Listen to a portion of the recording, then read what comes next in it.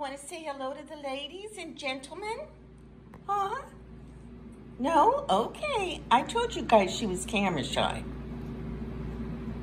I want to welcome you to the I Hate Cooking show. This morning we are going to cook egg in a hole. Now this is a Girl Scout dish, and it was the kind of meal that you would prepare with youngsters, maybe if you were camping out or your kids had a slumber party, because it's kind of fun and it's fun to let them participate in making egg in a hole. So let's get started. Okay, the first thing is I'm gonna use this bread. It's a really good sourdough bread. I have my bread ready and I have my pot ready, and I've sprayed my little egg frying pan with some oil first.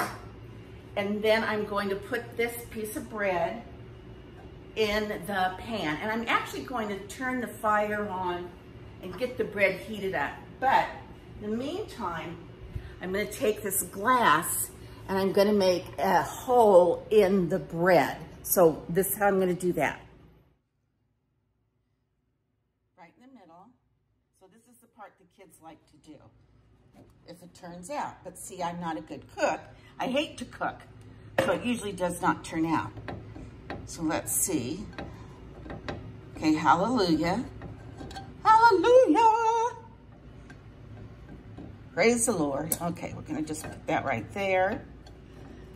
I'm gonna use the butter flavor so that I can skip putting, and I'm gonna put this on before I turn the fire flame on. Okay, then the next thing I'm gonna do is get my eggs.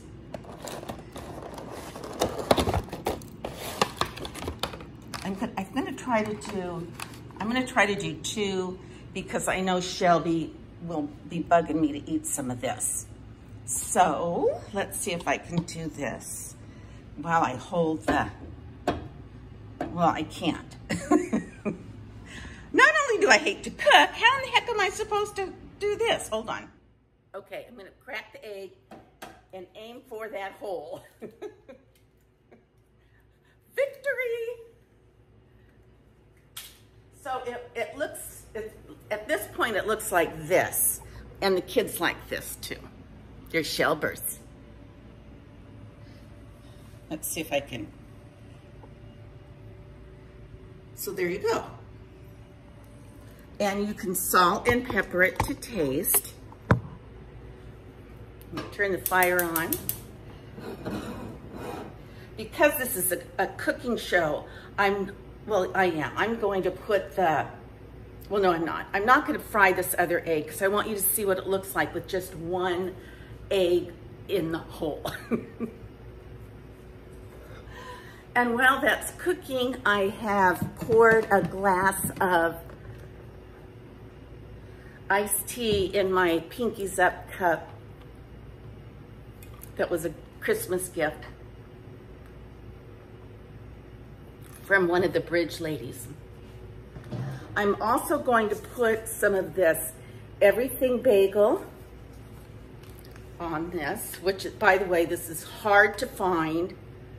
I think I've got mine at Home Goods.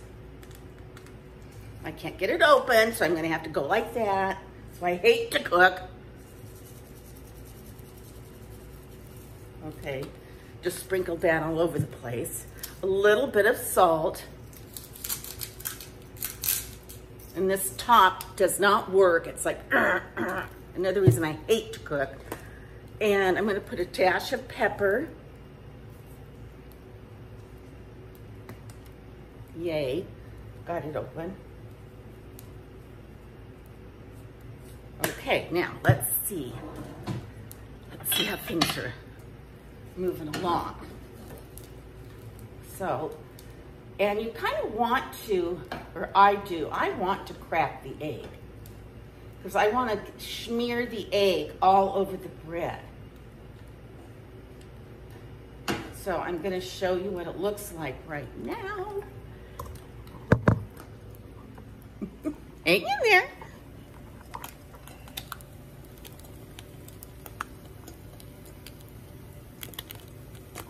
So it is cooking. And I think at this point, I am going to add the other egg because, like I said, I know Shelby's going to want some of this. And I'm going to put it on that other little circle of bread. You can hear it. Let's see.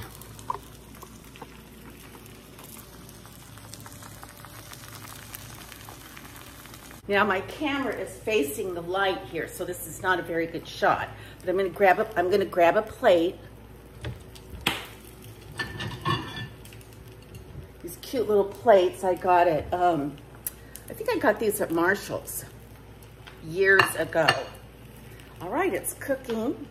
And in the meantime, I have kind of a factoid for you. Look at my pretty roses. Here we go. Okay, turning everything over. And it's gonna be ready in a minute. I watched this show on either Netflix or Prime, Amazon Prime. And it was about, I didn't know this, but remember during World War II in England, oh, Shelby's, she's like so anxious to eat this. Hold on, I'm gonna go get her doggy dish. Hold on, hold on, hold on, hold on.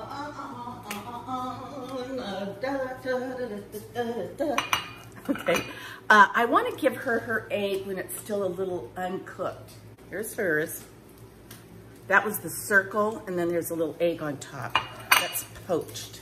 I'm gonna cut hers up for her little tiny mouth. Come on, Shelby. You have a little tiny doggy mouth. So, okay, remember during World War II, when Germany started bombing England, the Blitzkrieg. And at that time, the people, the families that lived in London sent their children away to the countryside where there would be no bombing because there was nothing there to bomb. They didn't want to bomb farms. They wanted to bomb factories, the Germans. So, hold on, I've got to give this to her. Before I go any farther with my story, here is my egg in a hole. That's what it looks like, finished. I'm gonna plate it. I'm gonna plate it. Oh yeah. And then I'm gonna eat it. Oh yeah. Ooh, look how it looks. Yummers. Now I am going to add some of this Laughing Cow cheese. It's so creamy and good. Better than butter. More better than butter. So, okay, while I do this. So the English people sent their children away on trains and took their children out into the country, and other families took these children in so that they would be safe from the bombing. Well, just before the Depression, so it was in the late 1800s, early 1900s. You know how we've seen pictures of such poverty in the New York area during that time because of so many immigrants coming in, and it was beginning the industrial age, and people were flocking to the city for jobs, and anyway, so there was just all these slums that people lived in, and these children were growing up in such horrible poverty. And a lot of the parents gave their children to the local orphanages that were run by the church. And so there was this one father, I don't know if he was a priest or not, I don't know, it doesn't really matter, but he was some type of a pastor.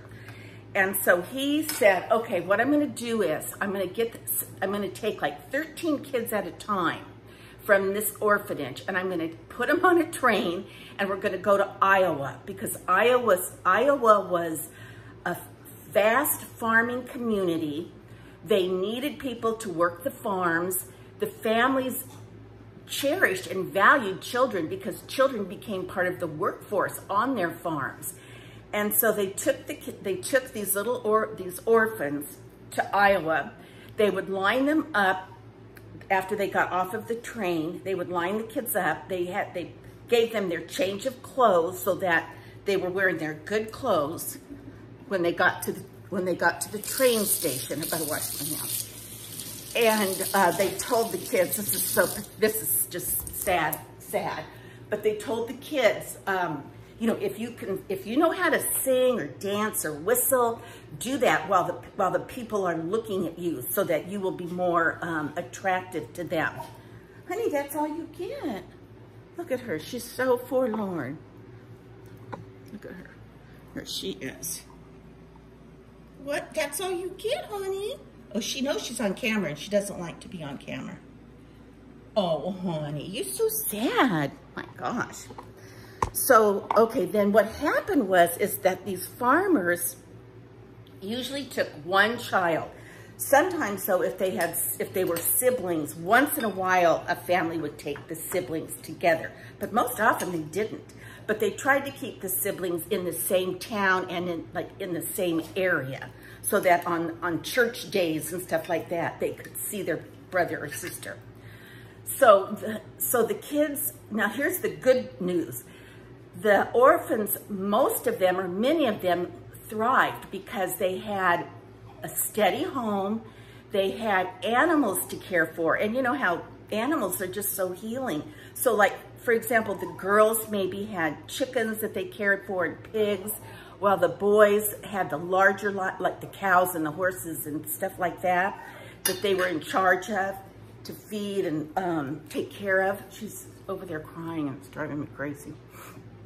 So, and then this pastor would check on the kids every 3 months, I think, and talk to the families and talk to the kids and say, is this a good match? If not, then I'll take these kids back. We'll find them another family. And so he would. Well, honey, that's all you get. That is all. Hold on, let me get her a little treat since I'm filming. Hold on. Yes. Yes. And the families had to promise that they would give the children that they took some type of education and some type of Christian background. Whatever that meant. It was vague and they knew it. So, now sometimes the parents were creeps and sometimes the parents were great.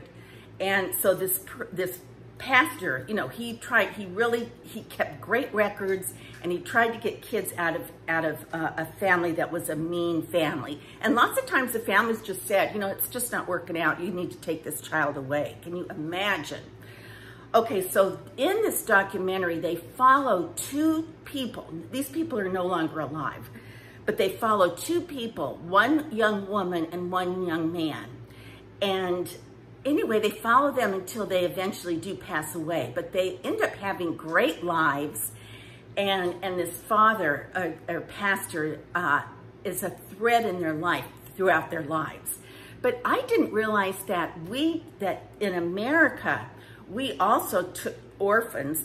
Our children were orphans, or oftentimes parents surrendered their child to the trains, because they knew that they couldn't feed their child, that they had such poverty. So they didn't have to be orphans, but that's where the grouping began. And I think the pastor ended up like with 15 or 2,500 kids that he ended up relocating so that they would have a better life and get them out of poverty, the cycle of poverty. Anyway, I thought that was so interesting. Okay, you guys, I'm so busy talking. I haven't had a bite of my egg in the hole. So,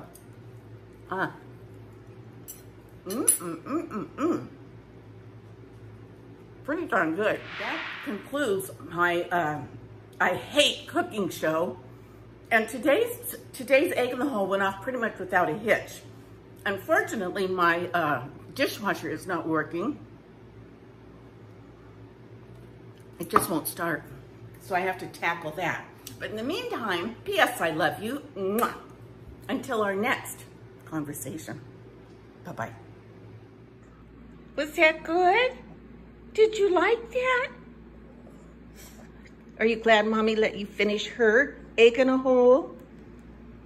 If you're so happy about it, don't do anything. Just stare at me. Okay, there you go.